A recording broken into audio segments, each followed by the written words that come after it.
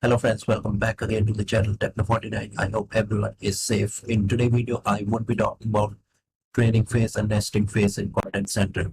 I'm sure that people who are working in operational training, workforce management, call center, they must have heard about it, training phase and nesting phase. This video will clarify all the doubt about this.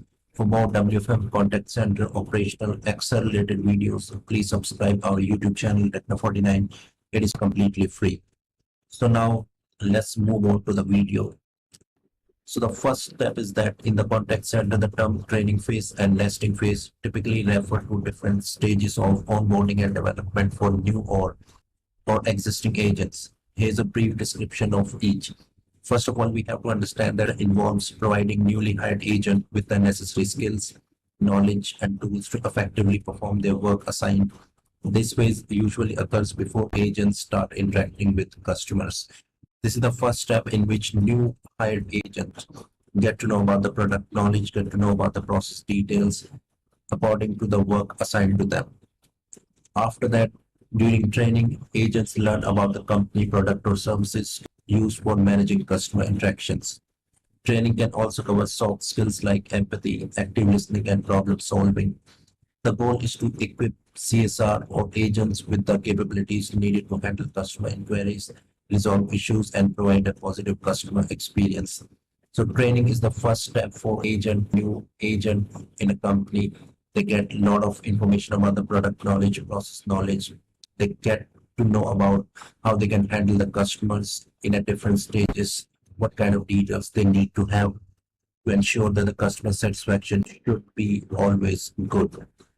Now let's talk about the nesting phase. After completing the initial training, CSR or agents usually enter the nesting phase. This phase can also be referred as the nesting period or nesting stage. They begin taking live calls or handling customer inquiries under the guidance and supervision of experienced team leads or supervisor. Once the newly hired agent complete the training that has been given by the trainers, they get to the nesting phase in which they get to learn all these things, the live interaction with the customers with the help of supervisor in case if they have any kind of challenges, so they can get to know about it.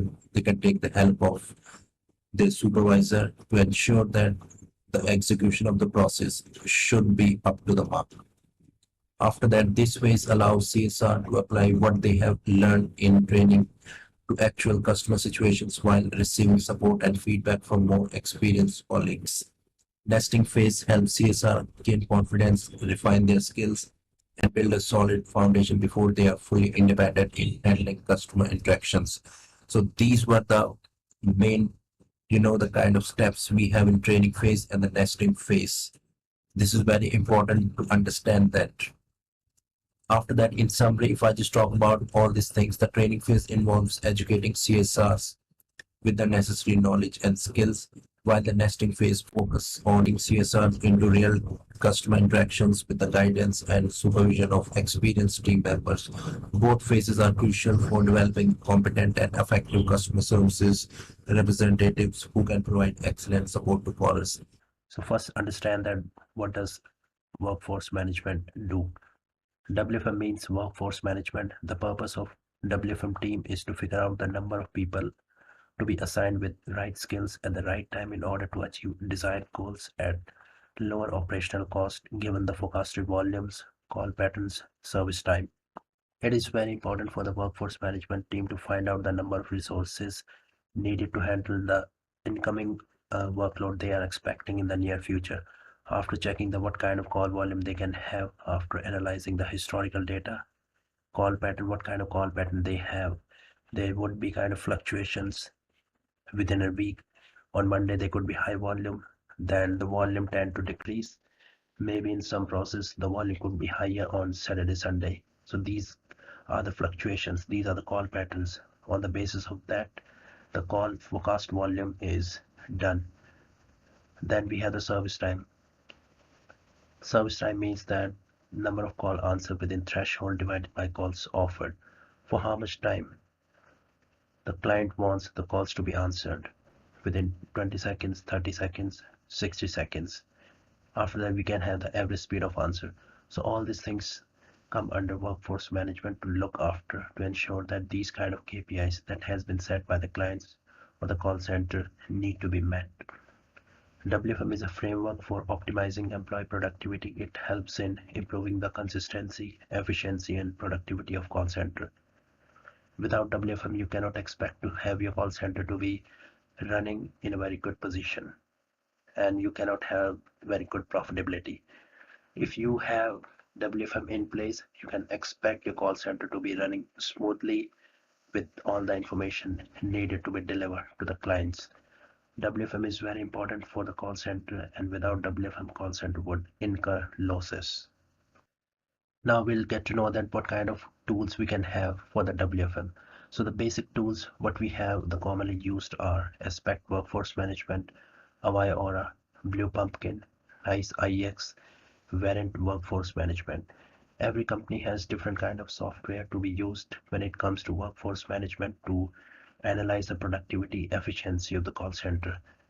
In in some of the organization you can have the IEX, in some of the organization you can have the variant aspect, but what I have seen that in most of the organization we have IEX because that's a kind of very simple tool to be used to understand that what kind of like details we can have. It could be a real-time activities forecast scheduling. By having this software, that makes things very easier. So you can just mention in the comment section what kind of software you are using in your current company or what software you have used. Okay, so now we'll get to know that what kind of different part we have for the WFM. So first is the forecasting. It is done on historical call volume to anticipate future workload. So basically forecasting is the first step in the WFM. In this step we need to gather all the historical data, and on the basis of historical data we need to analyze for the future projections. After that, we have the scheduling. Once forecasting is done, the number of people required to answer that forecasted workload. Once you are done with the forecasting, after that, you need to schedule the resources according to that to ensure that whatever volume you are expecting in the near future should be answered within the certain KPIs. After that, we have the capacity planning. Capacity planning used to convert forecast volume AHT shrinkage into required number of FTE needed to handle call center workload, which allows WFM team to predict staffing excesses and deficits.